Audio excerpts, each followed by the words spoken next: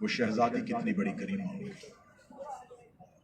اس شہزادی کی عزت کو، اس شہزادی کی فضیلت کو جب بھی بیان کیا گیا تو فضیلت کے لیے ہمیشہ یہ لفظ کہا جاتا ہے کہ یہ ملکۃ العرب ہے۔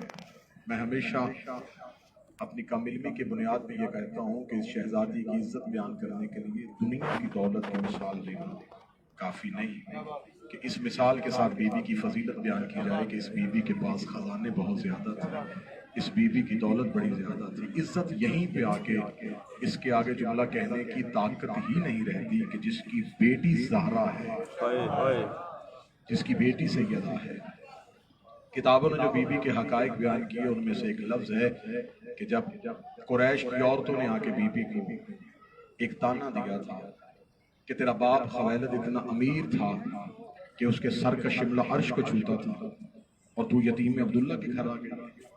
انہوں نے شیر کی صورت میں میر صاحب تانا دیا اور بی بی نے شیر کی صورت میں جواب دیا۔ انہوں نے کہا تیرا باپ خویلد اتنا امیر تھا کہ اس کے سر کا شملہ عرش کو چھوتا تھا اور تو یتیم عبداللہ کی نوکری کرتی ہے۔ بی بی مسکرا کے کہتی ہے کہ میرا باپ اتنا امیر تھا کہ اس کا سر کا شملہ عرش کو چھوتا تھا، جس کی کنیز بن کے آئی ہوں اس کا جوتا عرش کو چھوتا تھا، اس کی نالین عرش کو چھوتی تھی۔ وہ شہزادی کہ جس نے محسنہ اسلام ہے، جس نے اسلام پہ اتنے احسان کیے اسلام پہ، کہ جس نے جب عرب کے گستاخ نبی کے دروازے پہ گستاخی کرنے کے لیے آئے تھے تو اسی بی بی نے دروازے کے اندر کھڑی ہو کے کہا تھا سرکار ختمی کی مرتبت سے کہ مجھے آپ کی عزت کی قسم، یہ جتنے تیرے دروازے پہ بھونکنے آئے ہیں یہ سارے میرے قرضدار ہیں، یہ سارے میرے نواخوان ہیں۔ تو بی بی نے پردے کے پیچھے کھڑی ہو کے آوازیں پہچان کے کہا تھا اے فلاں ابن فلاں بتا کیا تیرے باپ نے میرا اتنا قرضہ نہیں دینا؟ اے فلاں کا بیٹا بتا کیا تیری ماں میرے گھر میں کنیزی نہیں کرتی؟ سب نے ہاتھ باندھ کے کہا تھا بی بی غلام بھی تیرے ہیں، مقروض بھی تیرے ہیں، بتا معافی کیسے مل سکتی ہے؟ تو یہاں سے اسلام کی ہسٹری شروع ہوئی تھی کہ شہزادی نے مسکرا کے کہا تھا کہ واپس نہ جانا، تلواریں نیاموں میں رکھو، میرے محمد کے کلمے پڑھتے جاؤ، قرضے معاف کرواتے جاؤ۔ جس نے یوں قرض معاف کیے اور اسلام کو اپنے پاؤں پہ کھڑا کر دیا۔ دو ہستیوں کا احسان ہے رسالت مآب پہ، ایک سرکار حضرت عمران اور ایک بی بی خدیجہ۔ ایک نے دولت کی انتہا کی، ایک نے محنت کی انتہا کی، اور خدا کا یہ قانون ہے، یہ قانون قدرت ہے کہ خدا جب کسی پہ راضی ہوتا ہے تو خدا نبوت اس گھر میں اتار دیتا ہے۔ خدا نے ہر دور میں جب بھی کسی نبی کو اتارا تو کسی نہ کسی احسان کی صورت میں اتارا۔ دو ہستیوں نے احسان کیا تھا، ایک سرکار حضرت عمران نے اور ایک بی بی خدیجہ الکبریٰ نے۔ خدا نے کہا کہ نبوت کا در تو بند ہو چکا ہے، اب سلسلہ امامت ہے، امام ایک ہے گھر دو ہے۔ اگر امام خدیجہ کو دوں ناراض ابو طالب ہو جائے گا، امام ابو طالب کو دوں ناراض خدیجہ ہو جائے گی۔ پھر خدا نے کہا میرا حبیب سواری میں بھیجتا ہوں، تھوڑی دیر کے لیے عرش پہ آ، دونوں مل کے مشورہ کرتے ہیں، پھر ایسے کر لیتے ہیں ایک گھر سے بیٹا لے لیتے ہیں، ایک گھر سے بیٹی لے لیتے ہیں، ہمارا چل بحرین ہے یار، پھر ہم لوگ عصمت کے دریاؤں کو ملا دیتے ہیں۔ یہ احسان تھے جناب خدیجہ الکبریٰ کے، یہ احسان تھے عرب کی اس شہزادی کے جس کے نوکروں کے خیموں کی تنابیں سونے کی ہوتی تھی، جس کے کنیزوں کی کمر کی پیٹیاں سونے کی ہوتی تھی۔ تاریخ کہتی ہے 80,000 اونٹ جس کے تجارت کی غرض سے اپنے گھر سے نکلتے تھے۔ وہ اسلام کی سب سے بڑی محسنہ، وہ شہزادی جس نے اتنے احسان کیے اسلام پہ، اتنے احسان کیے اسلام پہ کہ اگر آج بھی اسلام کی ہسٹری کو دیکھا جائے، ایک لفظ میں بارگاہ سید الشہداء میں ضرور بیان کرنا چاہوں گا کہ جب شہزادی سیدہ دربار خلافت میں حق لینے کے لیے آئی تھی تو بی بی نے اس وقت ایک دعویٰ یہ کیا تھا، بی بی نے کہا تھا اگر تم میرا فتق مجھے واپس نہیں کرتے تو میری ماں کا قرض مجھے واپس کرو۔ اسلام کے بنیاد میں جتنی بھی دولت تھی وہ ساری کی ساری بی بی خدیجہ الکبریٰ کی، جس نے اسلام کو اتنا دیا تھا۔ وہی شہزادی آج کی رات ریت پہ بیٹھی ہوئی۔ اس شہزادی کی اگر میں یہ لفظ کہوں کہ رحلت نہیں، یہ بھی امت کے زخموں سے گئی تو یہ بالکل حق ہے۔ میر صاحب مجھے بارگاہ سید الشہداء کی قسم شیب ابی طالب نے اتنا کمزور کر دیا تھا میری شہزادی کہ 3.5 سال جو بی بی نصرت رسول میں ایک غار میں رہی، جس شہزادی نے 3.5 سال بھوک اور پیاس دیکھی، وہ عرب کی شہزادی اور یہ آج کی شب اپنے حجرے میں رسالت مآب ملنے کے لیے آئے تو شہزادی ریت پہ ہاتھ رکھ کے احترام میں رسالت میں اٹھنے لگے.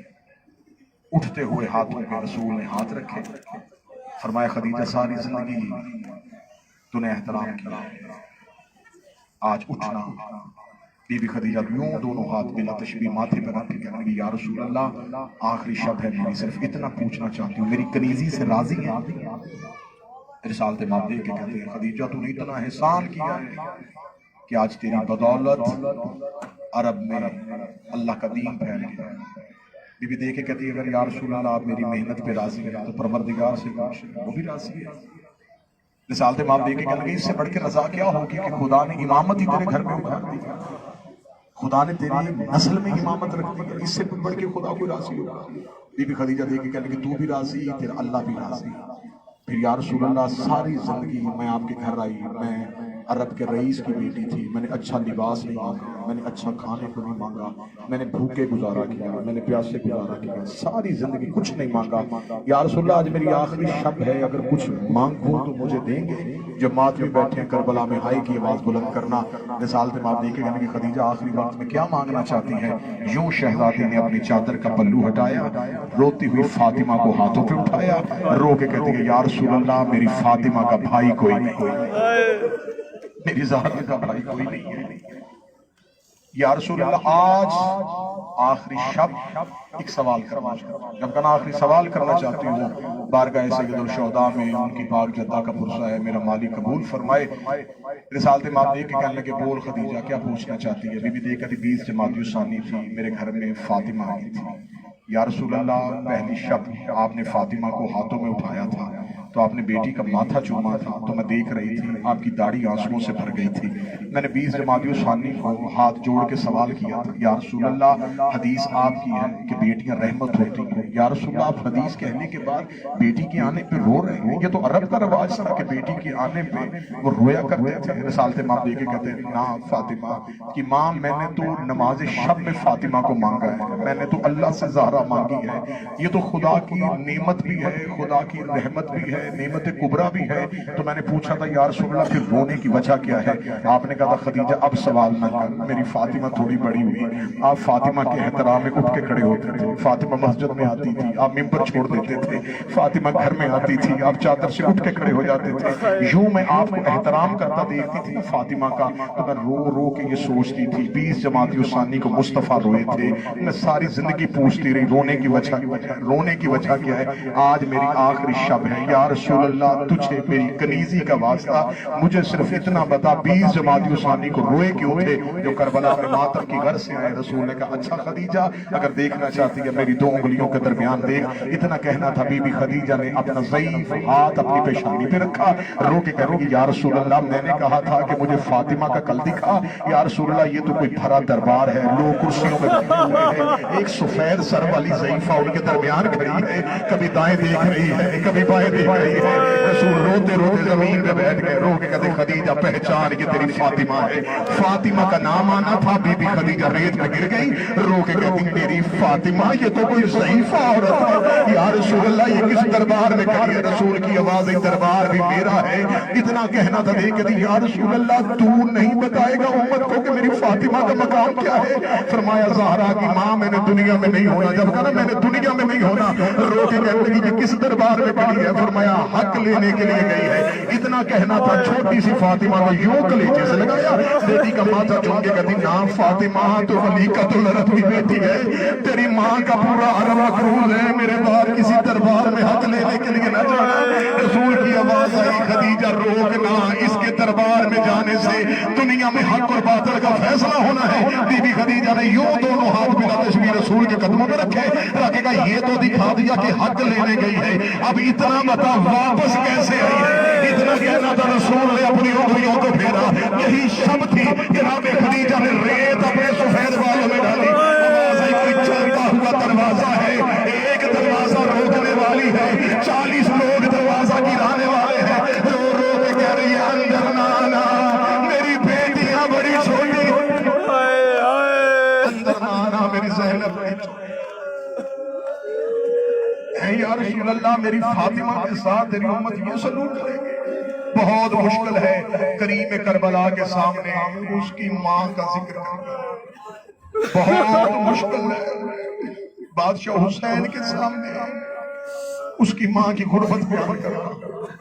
اصل میں شہادت زہرا ہی شہادت خدیجہ، سیدہ کا درد ہی خدیجہ کے درد۔ بس دو جملے اور یہی میں بڑھاؤں گا۔ ہر آنکھ میں پرسا ہو گیا، ہر آنکھ میں فرات بہ گئی، ایک اور آنسو کی کلا چاہیے۔ دربار میں گئی تو سر کے بال کالے تھے، واپس آئی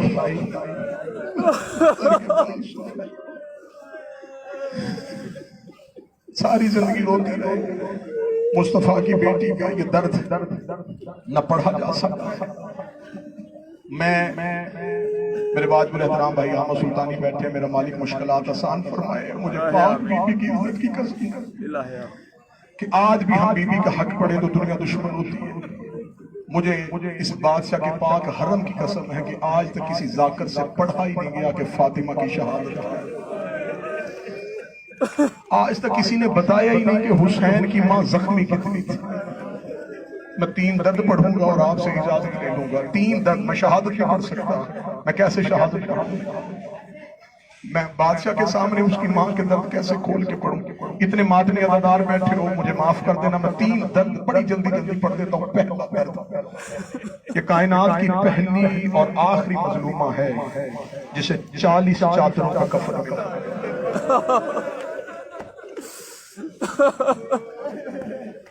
آپ کیا سمجھتے ہیں کہ علی امیر تھے تو چادریں زیادہ نہیں؟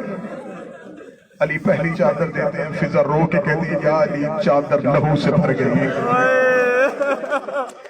ابھی جو ماتم نہیں کر سکا وہ گناہوں کی معافی تو مان سکتا ہے کہ مولا حسین کے سامنے میں تیری ماں کا پرسہ نہ دے سکا۔